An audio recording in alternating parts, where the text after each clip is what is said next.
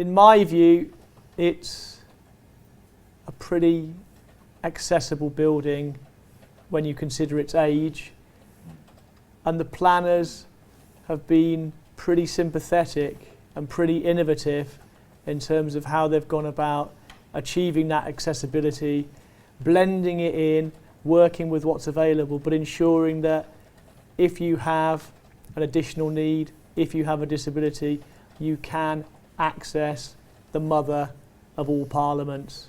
Lifts where you wouldn't expect lifts, but blended in to make it happen. Is it perfect? Of course it isn't. But what is? But I think you could take somebody to Parliament and feel confident that they could access the building. And for those organisations that say it's impossible to make their buildings accessible because of age or heritage or whatever reason, I think you could take them to Parliament and show them some excellent examples of what can be done and what has been done. What about the people? Without question, one of the most welcoming environments I've ever been into. People wanting you to be there, to get stuck in, to be part of it and to contribute. And all of the staff of the House, all of Black Rod's staff, the Clerk of the Parliament staff, and all people working there just wanted to do whatever they could. Just said, what do you need? How can we help? What more could you ask for it? In terms of the IT, in terms of getting around the building, in terms of just making it entirely possible for me to be a member of the House of Lords, but to have to suffer the ignominy of my guide dog, Lottie, upstaging me because she is the first guide dog ever in the House of Lords. I'm upstaged by the dog. So, talking about the building, and that's a good one for me because I work in the Parliamentary Estates Directorate, so in the past year I've learned a lot about the buildings. We have two main obstacles. The first one is that most of the buildings are heritage buildings. They're protected, they're listed buildings, so we can't do a lot about, we can't break down walls and widen doorways, we can't do that kind of thing because they're protected. And the other one is security. Because we have very high security being Parliament. But nevertheless, our Parliamentary Estates team, the project leaders and everybody that works there have done a lot of work to try and make the place more accessible. So we have, for example, induction loops and infrared hearing loops in a lot of the rooms. We're increasing the number of lifts that go to floors. I mean, in the past they've only gone to some floors, but not all, so we're increasing that. We're putting out ramps all across the Palace of Westminster. For members who have hearing difficulties, they have putting the on the division, on the screen, they're having a ringing bell visible on the screen so that they can see, and they're putting different sounds so that people with sight impairment can hear whether it's a House of Lords bell ringing or a House of Commons bell ringing. So those are the sort of things that are going on.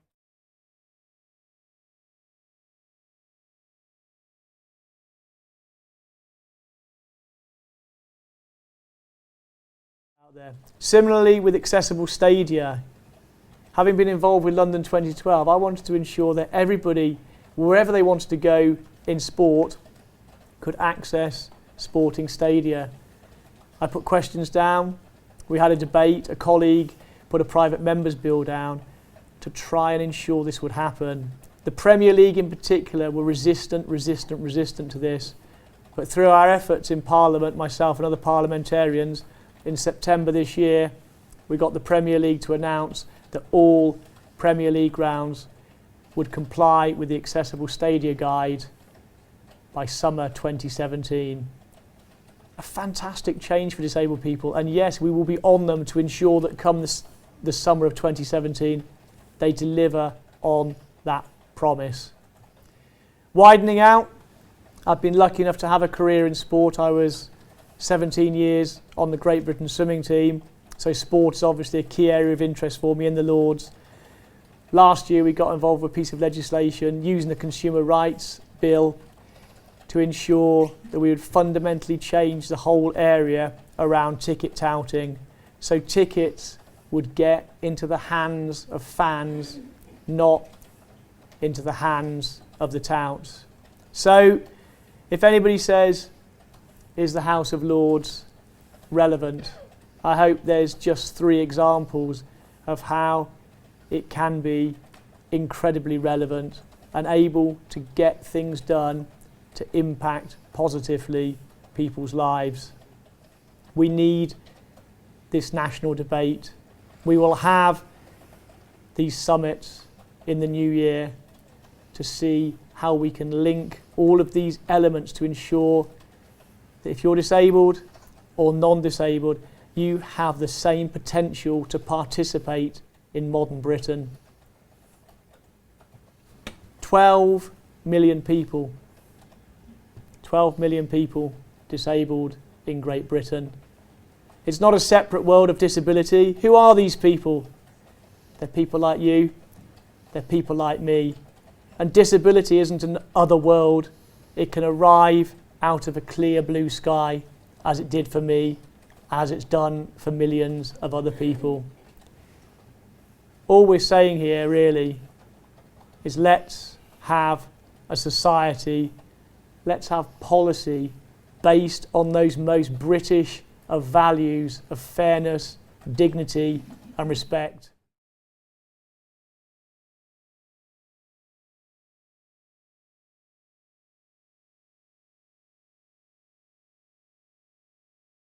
I've worked in Parliament, like I said, for 28 years.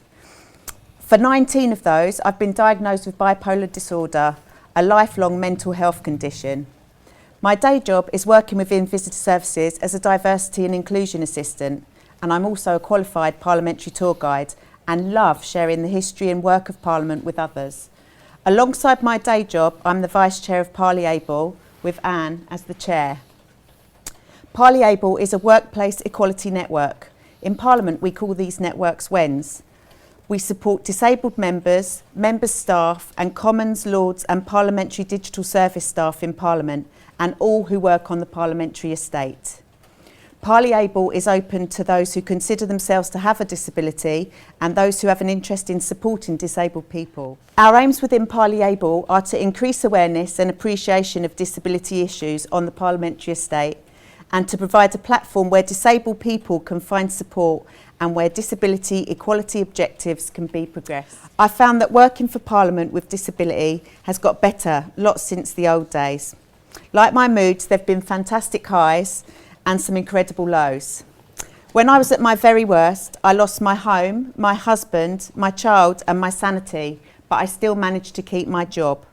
Parliament's been like an anchor for me. It's been my stability at times. I feel Parliament's given me fantastic support over the years.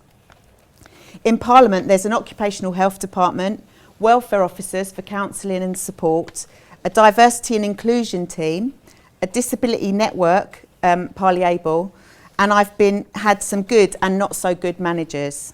For me personally though, it's been the support of colleagues and friends and the support that I can offer in return that's helped me through the most and the worst of it. And being disabled doesn't need to be the end of your life, it can be the start of it. The thing I want to talk to you about is about the adjustment process, and this is specifically for employees who work in Parliament, and lots of people know it as reasonable adjustment. We call it the workplace adjustment. To be honest, we don't have a clear process, so for a lot of people they don't know who to go and ask to get something put in place to help them do their jobs better. And so ParliABLE has taken the initiative to do some work on this, run a survey, ask people in both houses what their experience is of getting a workplace adjustment in place, and then we're going to use the result from that to produce a booklet or some kind of guidance to people on workplace adjustment, who they go to, who will pay for it, how long will it take, and that sort of thing.